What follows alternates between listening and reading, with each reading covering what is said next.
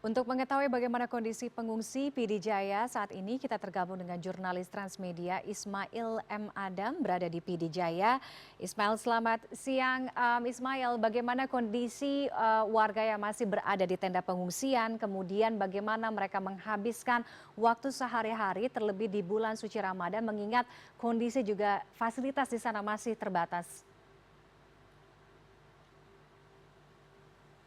Baik, selamat siang Dewa Tiffany. Saat ini saya sedang berada di tenda pengungsi korban banjir, tepatnya di Desa Menasah Raya, Kecamatan Merah Dua, Kabupaten Pidijaya. Di mana para pengungsi yang di sini sudah mengungsi di tenda ini lebih kurang 54 hari atau 6 hari mencapai 3 bulan penuh. Jadi keluh kesah, duka-duka, suka-duka mereka selama di pengungsian telah mereka ungkapkan. Kalau soal logistik mungkin mereka sedikit nyaman karena sudah terbiasa dan hidup yang tidak cukup. Kemudian ketika hujan, ini yang membuat mereka jadi paling susah karena ketika hujan turun juga air masuk ke tenda mereka.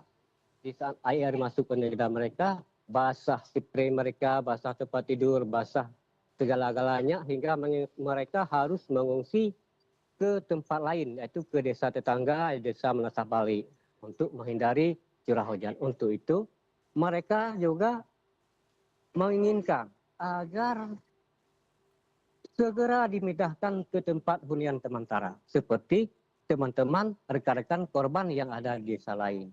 Karena ini sudah memasuki hari kedua bulan puasa, mereka masih di pengungsian. Tidur di sini, masak di sini sekeluarga. Apabila hujan juga kayak kemarin tanggal 14 ya, akhir menuju Ramadan juga mereka basah semuanya. Jadi untuk itu mereka mengharapkan agar hunian sementara yang ditetapkan oleh pemerintah PDJA yang dibangun oleh Badan Nasional Penanggulangan Bencana ini harus segera dilaksanakan. Karena di beberapa tempat dilaksanakan.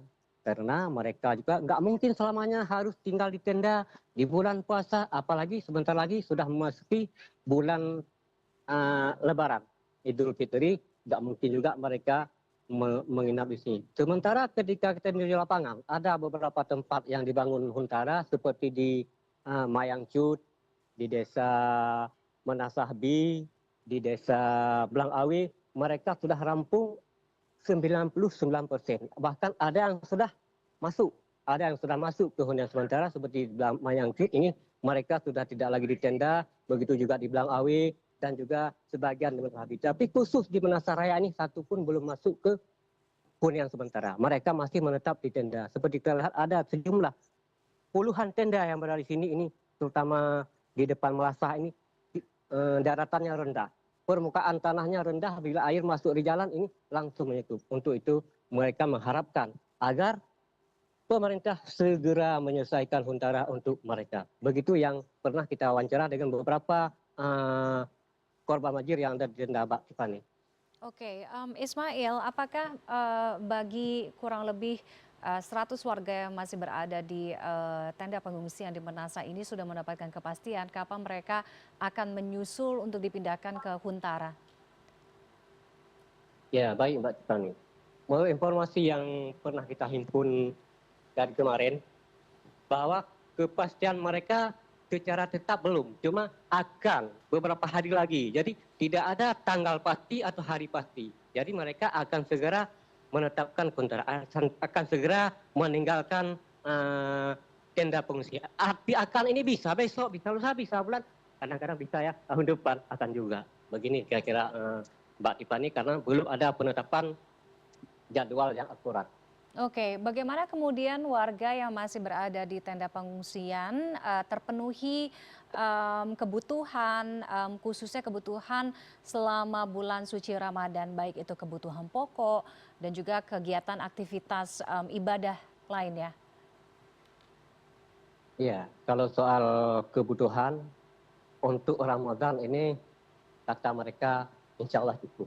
Karena bagi mereka banyak, karena posko mereka di jalan raya banyak donatur-donatur yang mengantar bantuan, bukan hanya pemerintah. Jika dikatakan ada 1:3, 1 dikasih pemerintah, 3 dikasih donatur. Dan kita pernah menyaksikan diri, ada donatur dari Malaysia, ada donatur dari Banda Aceh, ada selalu mengantar bantuan, baik waktu sebelum puasa, tapi ketika bulan puasa ini untuk lebaran belum. Mungkin kalau ada mungkin sisa-sisa kemarin, menurut mereka ini mencukupi. Cuma bahan-bahan sembako seperti minyak goreng, beras, Indomie, tapi bahan-bahan lain sepertinya ini belum termasuk ke sini. Sementara untuk melaksanakan ibadah, karena ibadah Ramadan ini mereka melaksanakan tarawih, juga mereka tenda mereka pas di depan masjid, mungkin lebih dekat mereka bisa melaksanakan ibadah Ramadan. Tapi ketika melaksanakan ibadah-ibadah sunat di rumah, ibadah-ibadah lain di bulan puasa sendiri, ini bagi mereka mungkin sedikit sulit karena di tenda ini yang begitu sempit, begitu panas,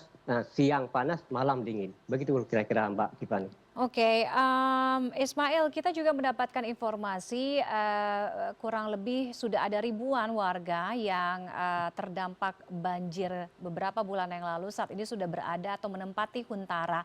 Apakah Anda sudah mendapatkan informasi atau mungkin juga melakukan peliputan berkunjung ke Huntara tersebut? Bagaimana kondisi warga di sana saat ini?